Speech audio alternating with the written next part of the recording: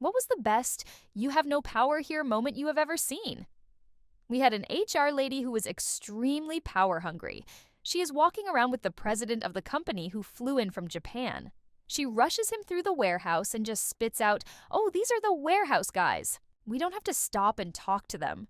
He stops, walks over, and starts talking to me about my last vacation, how buying my house went.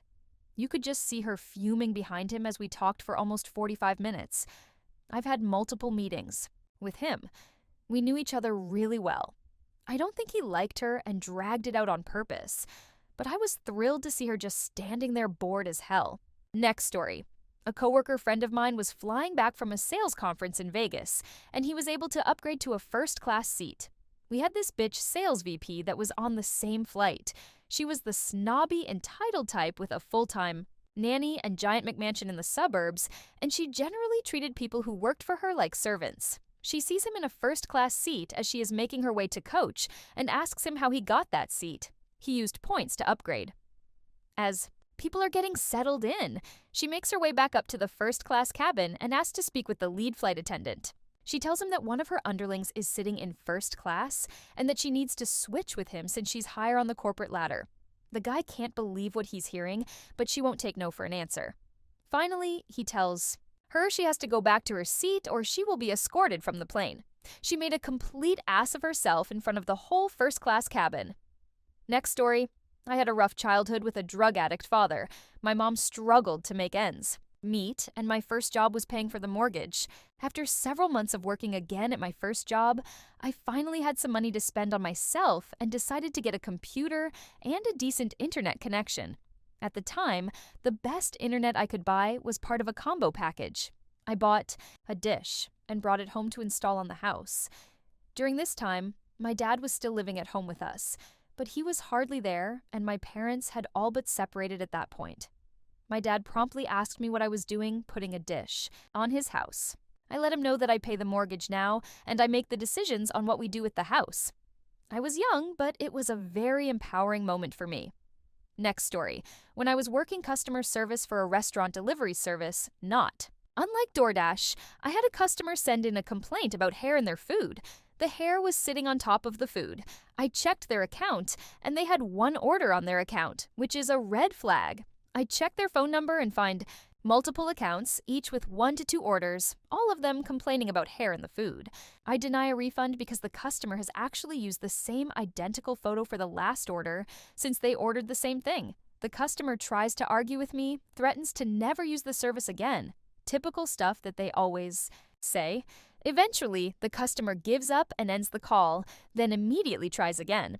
I get the support request, see who it is, then deny the refund again. She ends the call, then tries again. The person behind me gets the call. I tap the person on the shoulder and show them what I pulled up on my screen. And that person denies the refund.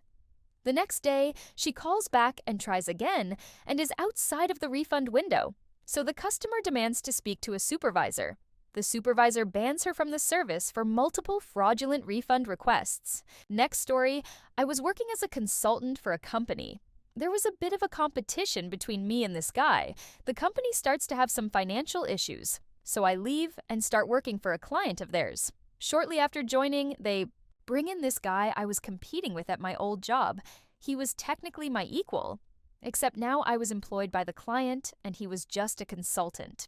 He was trying to one-up me during meetings, and my boss told him that decisions are made by the company, not the consultants. It felt good. Next story, I was waiting for a friend to finish work. She worked at a restaurant so fancy they had someone vetting guests at a podium outside. The place was glitzy and the folks were glam, so the great and good would descend in droves. Those with a reservation were sent in. Prospective walk-ins had to queue. A car sweeps up. The driver jumps out and holds the door open to unleash a hat and dress. The woman accompanying said finery, a C-list actress from a regional daytime TV show, looked through everyone present and moved to enter. She froze, appalled when the guest vendor intercepted, asking, "Do you have a reservation?" She must have heard the question because she didn't respond. Instead, she drew herself up to the full height of her couture and demanded, "Do you know who I am?" "Yes," said the maitre d', "back of the queue." Next story, had an old boss who was a complete and total bastard. He was actually my boss's boss and wasn't supposed to interact with us unless it was through our boss. But he just loved trying to make everyone under him squirm. The company had forced him to go to training twice because of how he spoke to people. One day I get a call at home from him, and he just starts unloading, cursing, name-calling, insulting over some technical issue he just found out about. After a couple of minutes, I just looked at my phone and hung up on him. The next day, I get called into a meeting with his boss, who basically wants to know who the fuck I think I am hanging up on. This guy. I calmly explain that no one gets to yell at me on my time, in my home, on my phone. You have to wait for me to be on the clock to pay me for that privilege, and I'll gladly take that money if I'm busy being yelled at. I'm not busy with anything else. Seemed to work. Next story, TL.dr. A pair of angry moms threatened legal action if I fired their useless kids. I work for a trampoline park franchise. We opened a sister location that I ran for about a year and a half before moving back to take over the old location. When I got back, a lot needed fixing, but in particular, there were 2 teenage employees that had been fired or suspended on numerous occasions. They were generally lazy, rude jackasses that shouldn't have been hired in the first place. Problem was, they both had aggressive helicopter moms that intimidated the manager into rescinding any punishments. Once I came back, I took stock of our employees and had a long talk with the entire leadership team.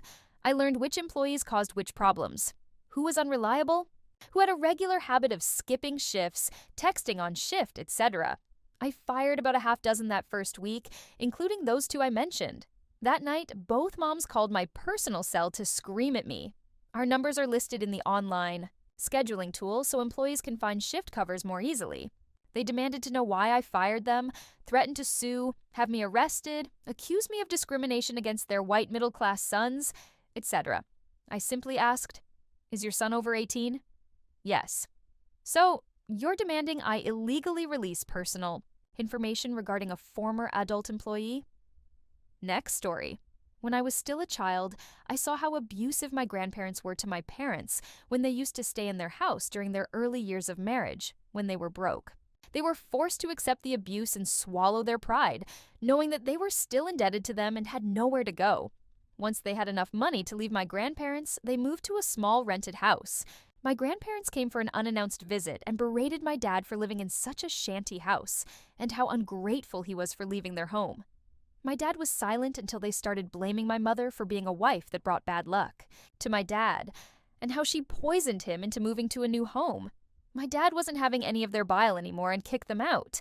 They stopped talking until my grandfather was dying of leukemia. My mom was the one who persuaded my dad to see him before he passed.